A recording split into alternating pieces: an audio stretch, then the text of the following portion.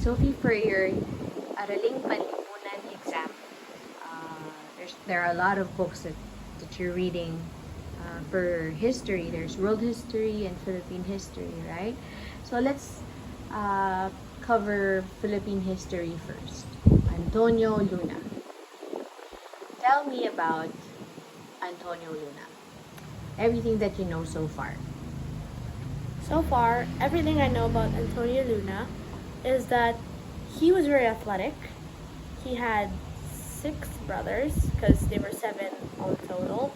And the Luna brothers were known for their very athletic activities such as fencing, and they were very good at it.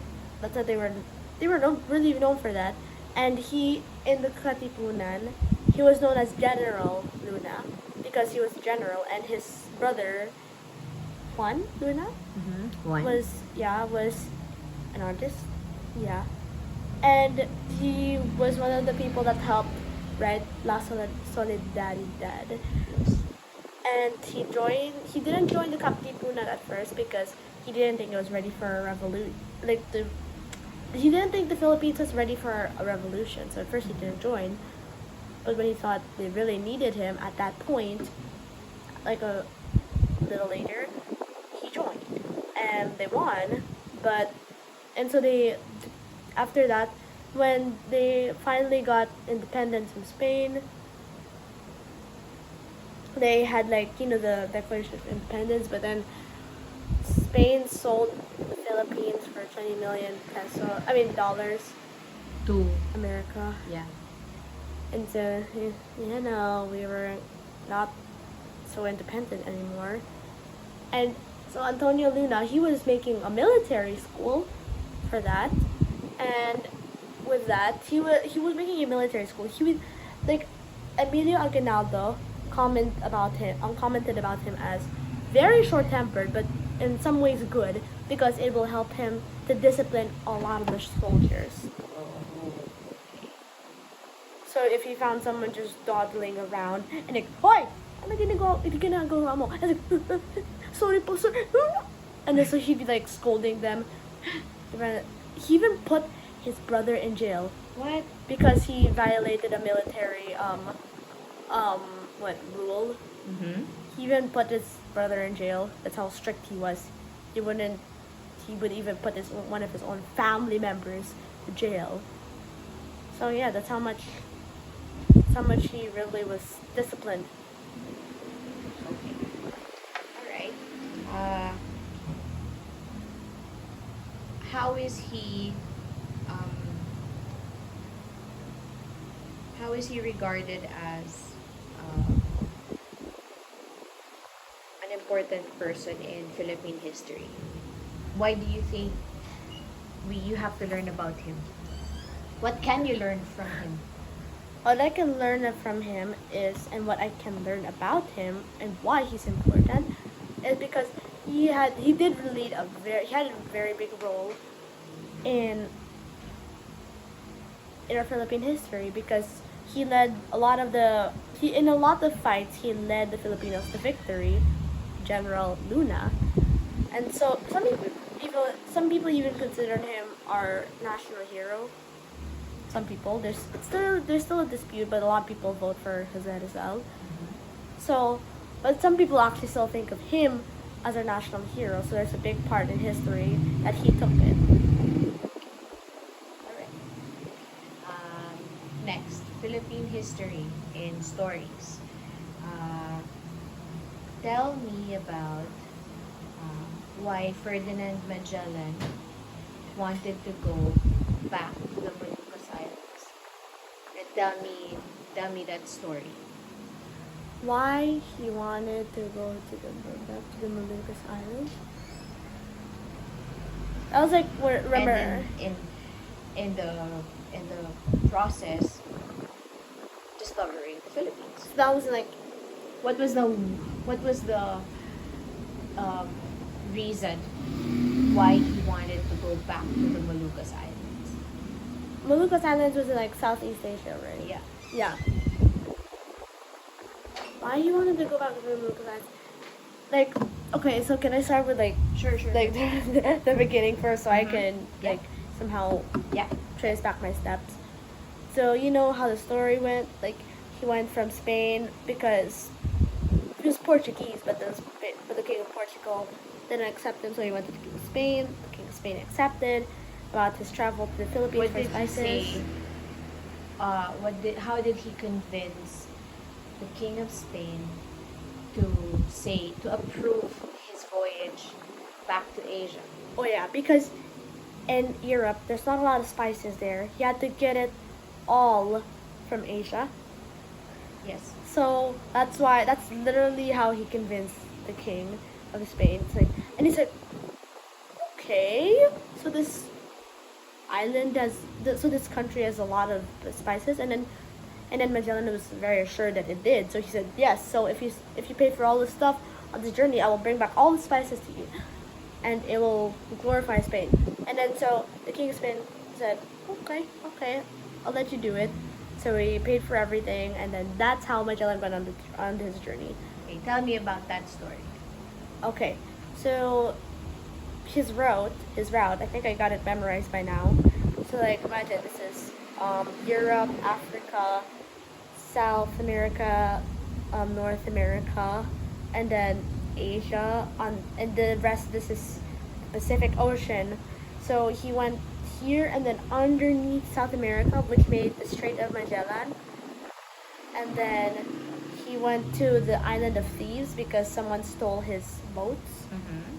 And then he thought traveling west would be faster, and boy was he wrong. But he still reached the Philippines, but he lost a lot of people because of starvation Mm-hmm. and loss of supplies. But How many ships did he have? 5. Can you name them? So there was Trinidad, Conception, San Anthony, Okay. or something something, Mm-hmm. and Victoria. Yeah. One more. Did I already say Trinidad? I think so. I forgot the last one, but it's on the tip of my tongue. I can just. Alright. It's okay. It's on the tip of my tongue, but so those are the ships, and he lost most of them except the Trinidad and the Victoria ship. Those are the ones that, you know, Mm-hmm. and so those are the ones that made it. And so, like one ship became shipwrecked, one went back to Spain. Yeah, whole journey just go back to Spain. And so, but he and another ship only made it to the Philippines. And so he traded with this one, with the no, it's like another word, like and like Datu is like another one, like Raha. Yeah, Raha. He traded with a Raha. I don't know whether it was Raha Colombo or someone else, but he traded with that person. They became friends because of Enrique, and so he went to another island, and then traded with that one. But I think it was that island that didn't like another one. I think in Cebu, Mm-hmm. that the Raha of that island was Lapu Lapu. Well, no. Was it? Yes, you think so? I think. I'm not sure, but he No, Lapu-Lapu was the yeah, like some Raha of the chief of Mactan. yeah, but not of Cebu. It's big. So definitely, I know for sure it's not of Cebu, but of something. So he didn't that Raha didn't like Lapu-Lapu, so he wanted Magellan to kill him, and so that's why. And so he tried to kill him, but Lapu-Lapu killed him. Maluka Islands? There's something about that, I remember. Why did he not want to go back to... Why did he wanted to go back to Maluka Islands? Yeah, you already answered it because of the spices. Alright, I did. Was he able to go back to Spain? No, he never made it back. The only one that actually circumnavigated the globe was Enrique.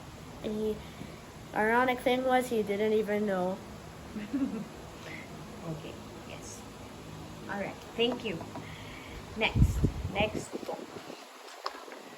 Okay. Describe in the hiding place. Okay. Describe who Carell is and his relationship with Corey as introduced in this chapter. How did they meet and what activities did they enjoy together? Okay, let me start with how they met. So it was at this party. Corey in the book, she said that she forgot what kind of party it was. She said she couldn't recall if it was an anniversary, a wedding, a baby shower. She couldn't remember, but it was something that her mom attended or held. She couldn't remember, because all she concentrated on was how she met Carell. Because it was this party. Her brother Willem was already in college, about 19 years old, and his friends were there, and one of his friends was Carell. They were already growing their mustaches, while Corey was only 14. But when they were just talking and laughing together, when Willem introduced his friends to Corey, and Carell shook Corey's hand, Corey fell in love, you could say. And then so she's like oh hi, I'm Corey, and I'm Carell, nice to meet you. And then she's like, hi, I'm Corey. Well, the way that she said it's like, keep it in. And so like after that moment, she just like couldn't stop like thinking, because yeah, sure, as a 14-year-old in her school, she would like obviously like a lot of like boys, but this one, when she saw Carell, she knew that she would love him forever. Oh. But the thing is, she didn't see him again until years later. And so this was like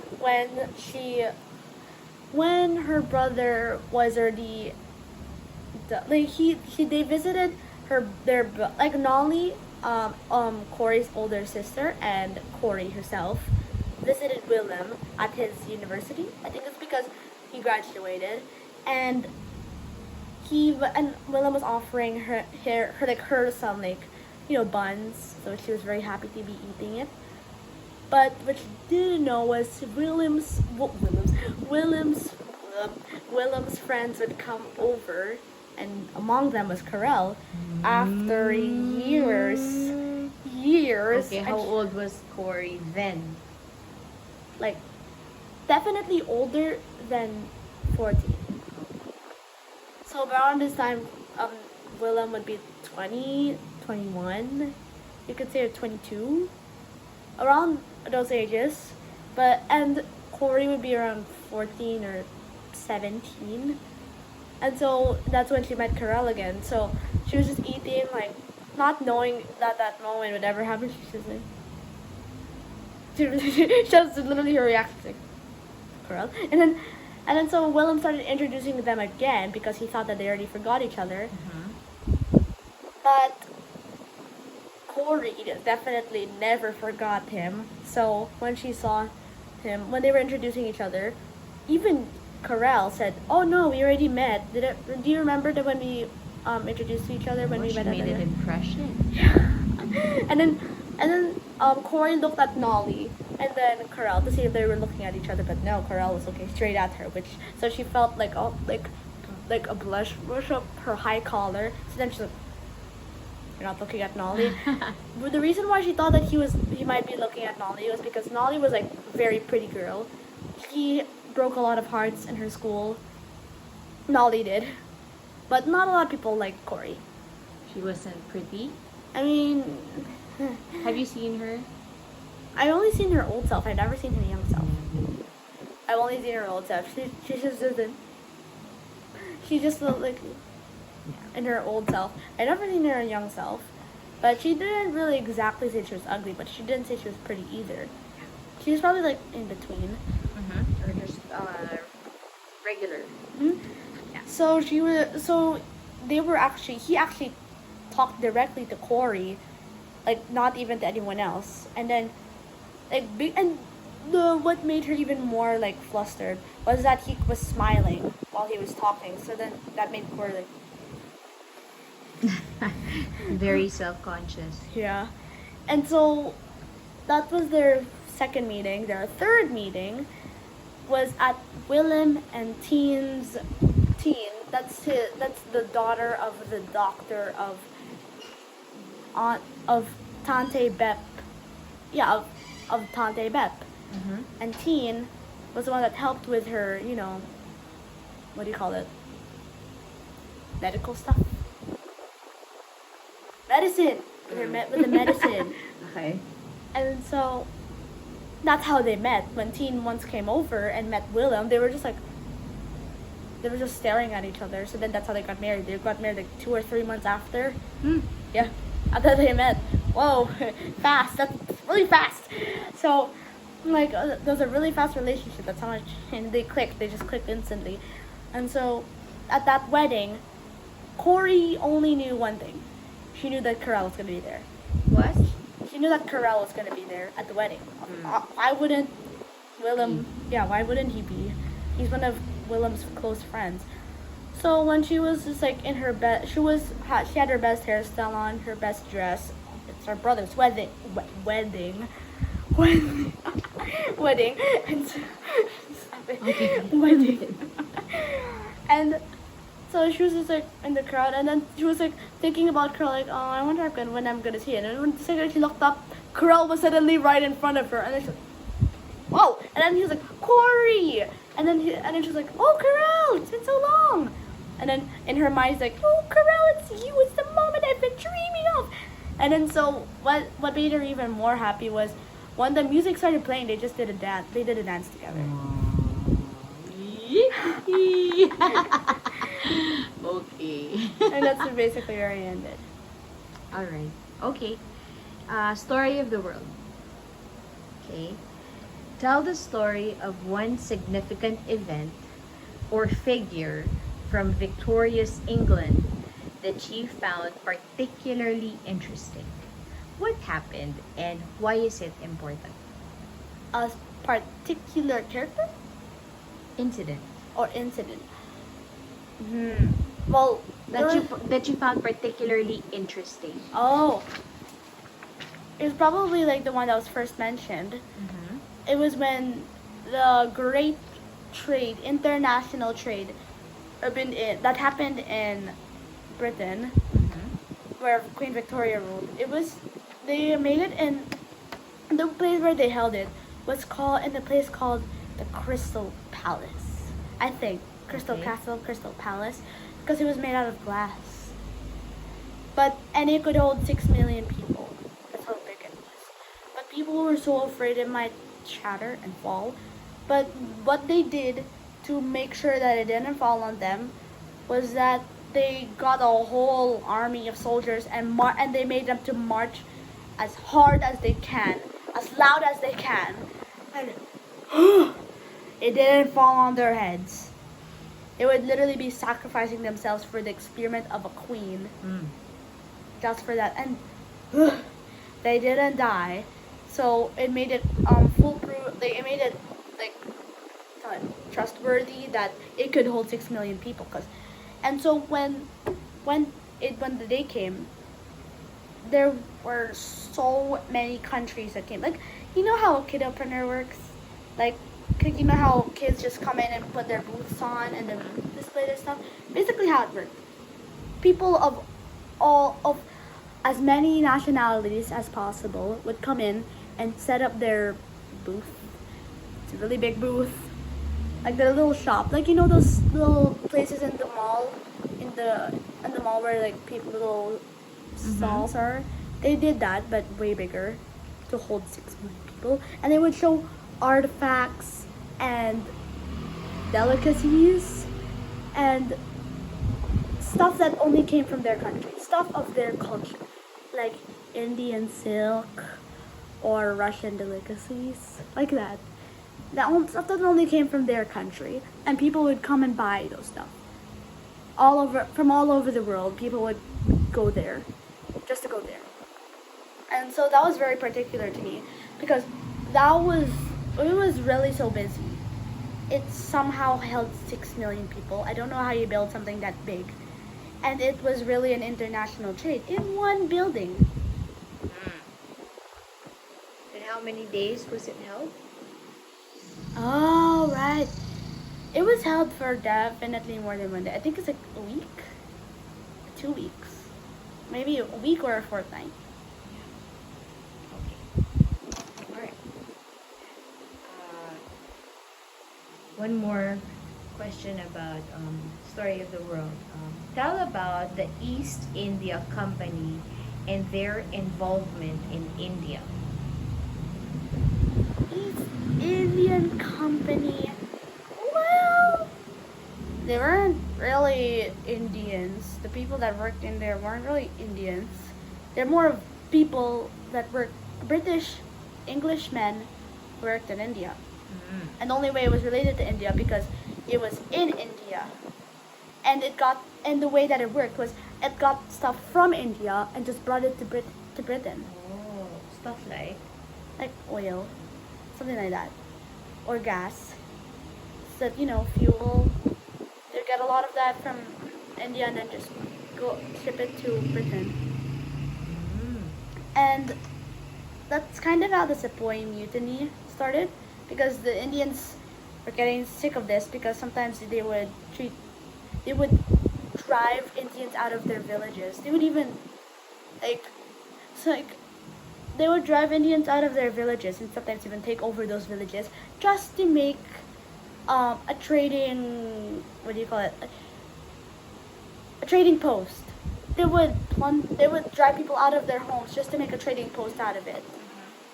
And the Indians were getting sick of this, and so the Sepoys, which is basically Indian soldiers, that's what a Sepoy was. The Sepoy Mutiny was held, and so that's when they rebelled against them.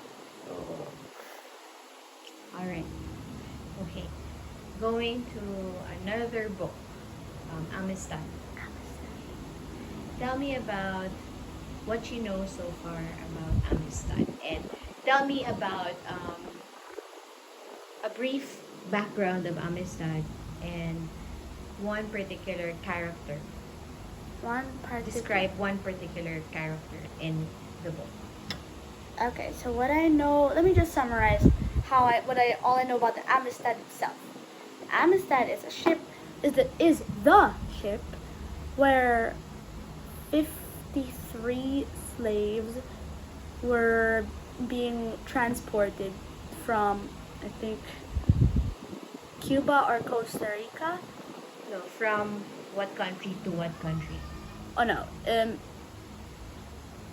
Where did they get the slaves from? oh, they got it from Africa, obviously. They got it from Africa and then brought them to North America, and then the people that were shipping them wanted to deliver them to an island just to show them to their uncle or give them to their uncle, like the Senor Ruiz and Senor Montez, and captain of the ship was Ramon Ferrer, and they killed him. They kind of Who killed Ramon? Truwalk keeps saying, "Oh no, I also did it," but most people would look at it as that Sinke did it. So but Tua did help one of those slaves. So tell me about one particular character. Describe one particular character. Let me say Kale. Okay. Kale is a boy. He's not even a man yet. He's a boy that he lived in his village, and the way that he was captured from his country was when like and you know how some different countries have different religions like that. And their religion, they believed in omens, signs of luck. Like it would literally be on a stick, particular stick, a leaf, weird looking leaf, a curious looking lizard, anything that stood out to them would be the omen in their religion. Mm-hmm. And they would What talk. do you call their religion? It didn't really mention it, but they would, whenever they found an omen that stood out to them, they would go to the wise old men of the village, and then they would, what's the word for, they would, something about like telling what the meaning of it is. Interpret. They would interpret they would interpret the omen and say if it was a good or a bad omen. It was their sister. It was his sister's or his mom's sister's wedding day, and the omen was it was gonna be a good omen. But that day, he got kidnapped. So after that day, he never believed in omens ever again, because omens aren't really real, obviously. Right. What do you think about slave trading? Slave trading, it's awful. They're snatching people away from their friends and family, from the things they love dearest, just so they could work under you. Just so for your own, just so that they could work under you, like so that they could do all the work you're supposed to do. Like God gave you hands, use it. Don't use it for your own pleasure. Don't sacrifice someone else's life so that you can enjoy yours. Like, that's sick. That's basically what I think. So, All right. What about Plutarch? Okay, tell me about Alexander the Great. So, what you know about him so far? so far, he was so basically, he got inspired actually a lot. There was this one man that he got inspired by. His name was Diogenes. I'm pretty sure I'm saying it right. Diogenes. And Diogenes was a man that, I think he was a philosopher. And he was so nonchalant around him. He was just like, can you step out of the way so that the sun doesn't, can you step out of the way so that the sun still glows on my skin? He said that to Alexander when he was literally crowned the new king of Macedonia. And then so everyone is so shocked. How dare you be like that in front of the new young king? But Alexander saw something great in his contempt for rank and riches. He saw something great in it. And so he got inspired.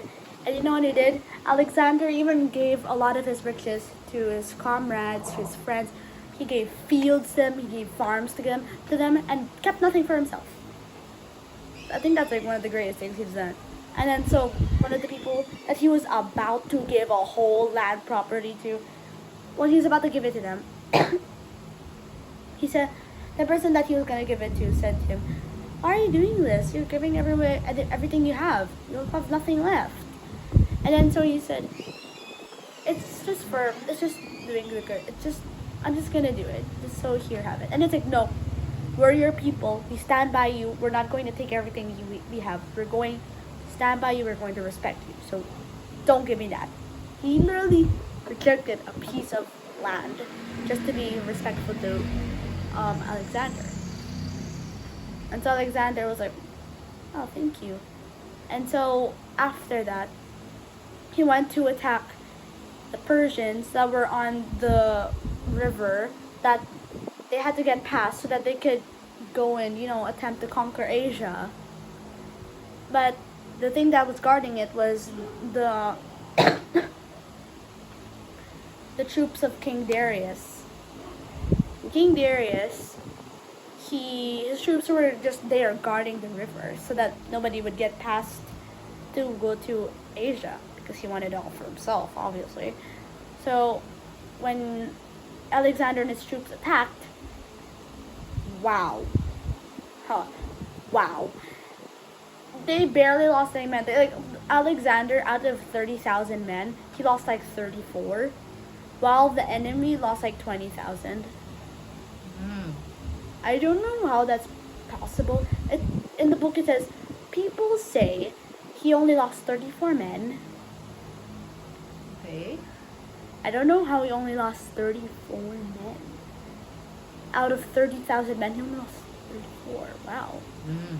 If that was true, I'd be impressed, but I'm gonna give him the benefit of the doubt. Yeah, and that's basically all what I know about him so far. And he won. Do you know about his horse? Bucephalus? Yes. Oh yeah. Bucephalus didn't. The horse that he rode on during that battle wasn't Bucephalus, because when he was in that battle, since it wasn't Bucephalus, when his horse died, because one of the enemies struck his horse and died, he didn't really care. He only cared about Bucephalus and no other horse. When his other horse died, he's like, I'll just battle on foot. But the horse just fell dead, lifeless. The horse just collapsed to the ground, lifeless. And then he was like, okay, sure. But when Bucephalus died, he was like, Why? because Bucephalus was so dear to him. It helped him. Bucephalus was the one that helped him win so many battles. Bucephalus was the one that he first met when all the other people couldn't train him, only he could. And how old was Alexander when he first met Bucephalus? Like, he was but a boy. Only a boy? Bucephalus in that time was the wildest horse ever, but he found that it was only the sun that was troubling him. He was smart enough to say that. He really clicked with the horse. I didn't know that you could actually click with horses. I thought you just, They say horses can feel your sense, your energy. I think it could feel like Alexander's confidence, and so I'd listen to it.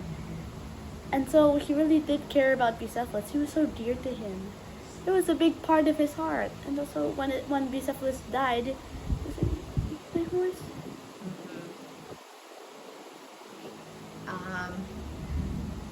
Last question. Discovery of new worlds. Tell me about the Crusaders. I'm very disappointed that we lost. Very disappointed. Tell me first about it. Who were the Crusaders? What's the story behind it? Okay. So the Crusaders, basically to make it simple, to simplify it, that's the word. There are two teams that are going against each other: the Christian Knights, and you could say Muslims, because they were followers of Muhammad, and they disagreed with each other so much. And the reason why the Crusaders wanted to attack was because they didn't want the Mohammedans to conquer the Holy Land, like Jerusalem, Bethlehem, and one other place. No, Istanbul. Yeah, which used to be Constantinople. But after, I think, the Turks took over Constantinople, they renamed it to Istanbul. Yeah. So, yeah. And a Christian knight that was supposedly to be the one. He was a really great knight. Who? His name was Richard. Richard. He was Richard of England. It didn't say if he was a king or anything. It just said Richard of England. He was the ideal Christian knight. When he reached the Holy Land, he was too late. Why? Because he was too late because the enemy got to it first, because he was weakened by the journey before it. So he was slowed down. His journey was slowed down because of a love story. Yeah, that's how he met his wife. Okay. On the way to the Holy Land, he met his wife and married her on the way, which is Which slowed it down. Okay. So, like, the sure you got a wife on the way, but you lose the Holy Land. Huh. And so, but he was so ashamed that he couldn't get to it first that he couldn't even look at it. When he saw the glistening land of it, he put a shield to his face. I did a sketch narration on that. He put the shield to his face because he was too ashamed to look at it. He was too ashamed to look at the land that he couldn't save. And so that's what happened. Were there a lot of people who died? A lot. A lot. On the first crusade, pretty good success. The second crusade, not so much. It wasn't as disastrous as the one, but it wasn't as successful as the first one either. You could say that the second one wasn't as progressful. Mm-hmm. Yeah, they didn't make much progress with the second crusade. But the third and the first, yes, that did really matter. Okay. Is there anything that you would like to add to any of your history lessons? Anything that you particularly liked among all the books? God bless you.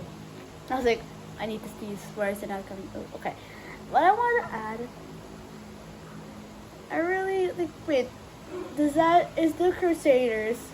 Does that mark a significant part in history to why everyone hates the Jews? I guess so. But it's a battle between not the Jews, right, but Christians. And the Muslims. And up to this day, the Holy Land is filled with, what do you call it? Islam? Yeah. Back then, when I didn't know anything about this, I thought it was filled with like, what, Christ-like figures, Christians, Catholics, all over the Holy Land, but no, it's Muslims. Jews don't like Christians at all. They don't. Oh, Judaism? Yeah. They still believe that, He hasn't come yet? yes, that the Messiah will come. That he hasn't come yet. Yeah. There's this one verse that stood out to me in my Bible. Remember Pilate? He's in this one verse. He said, "Then the Pilate took a bowl of water and washed it in front of the crowd and said, 'I am clean. I am innocent of this man's blood.' And then the Jews openly said, this man's blood is on our hands." And so I was like, so for generations, it's going to be stuck on your hands. It's going to be all your fault. His blood is going to be on your hands for generations evermore. And it really is. Actually, that is why they are also hated, because They killed Jesus. some nations are anti-Semitics. That means you're anti-Jew, because Like the Germans? they are Before. angered about what they did to Jesus. But it's really parang it's blown out of proportion. Yeah. And who are you to judge, right? Because I'm sure you've done other stuff. Yeah. I'm already studying about the Germans and the Jews. Yeah. And Anne Frank, the last entry. Oh yeah, Anne Frank. What, Anne Frank? I forgot about Anne Frank. Okay, so tell me about Anne Frank. Tell me about Anne Frank. Okay, and then in a nutshell, In a nutshell, what do you know about her so far? well, right now, Who is she? Where is she from? What happened to her? she moved away from her home in Amsterdam to live in a place near Amsterdam. Holland, I think. Yeah, Holland. Why? Because she needed to flee from the Nazis. And Because how old was she? 13. So, Was she separated from her family? no. But at the same time, she didn't like that. have. But like no, if she was separated from her father, she'd die. But if she was separated from her mother and her sister, she would be fine as long as they're alive. But if they died, she would cry. But if she just separated them, she'd be kind of like finally, I'm not gonna have to deal with them, because she doesn't really like her mother and sister, but she still loves them, kind of, kind of, kind of. So When did this happen? The story of Anne Frank. In your book of centuries, where did you put her? 1942. Yeah, she started living in the secret annex for like about 3 years, 2 years, for about 2 or 3 years, and she didn't last long. There's been a lot of times where she almost was found out. Like one time in the most recent one I read, a carpenter came over and was banging on the bookcase because carpenter, he was fixing some stuff, and then so she thought, what if the hinges break it, then the bookshelf falls, and then it just opens a beautiful secret annex. And so she's like, and she's like, she's so afraid. She was white with fear that her days were going to end right there. Oh, it didn't. And then when someone knocked on the door, and then it was thankfully just Mr. Kleeman, someone from the office that they knew, a friend that helped them to hide. And so yeah, she had to hide in there for years. And they were living with another family, the Van Dans. She hates Mrs. Van Dan. I really mean she abhors every single word of hate. She feels that towards Mrs. Van Dan, because Mrs. Van Dan, she's the kind that says, "Oh, I'm extremely modest and retiring. How can you say I'm pushy?" Okay. You're bragging about your modesty. She's that kind of person. And then she once snapped because Anne was unconsciously doing this because she was red with anger, and it's like she looked like that. She looked so you could laugh at her for her angry face, and then Anne Frank was unconsciously doing this, and then she's like, and then so she said in German and Dutch she hurled the most angry insults she could at her. But you know what? They made her even angrier. She got mixed up in her Dutch and German. Because she was speaking Dutch and German at the same time. So when she said it, she's like, and then she stormed off and then stomped away. Like, Were they caught? No, they weren't caught. There's not really anyone in the office. Those weren't the kind of days where they had to be quiet. Those were before the days. But the days where they had to be quiet, they had to sit around, not even move, just do nothing, just even talk. Can't move. You gotta sit like this for hours on end. Do you think if we lived during their day, our family could survive? I don't know. They fought more than us, definitely. Some they fought they had more petty arguments than us. Really? Yeah. Like Peter would scold Anne just for sitting on his bed. So why would you scold her for doing that? They would argue over the most petty things. So yeah. That's basically all I know about Anne Frank currently. Alright. Okay, thank you very much, Sophie. Thank you. Thank you.